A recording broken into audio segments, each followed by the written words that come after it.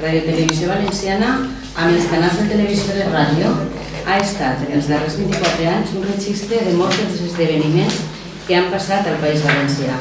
Des de festes a catàstrofes, des d'esports a notícies econòmiques.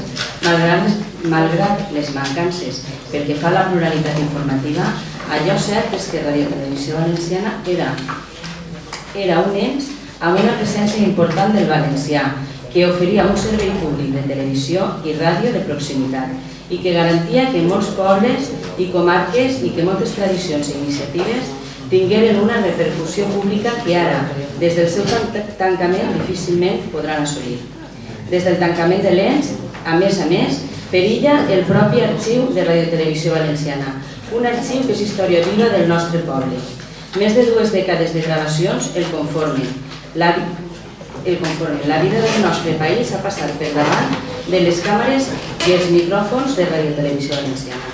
Renunciar a aquest patrimoni és renunciar a la nostra pròpia història, a la nostra memòria i a la nostra memòria com a poble.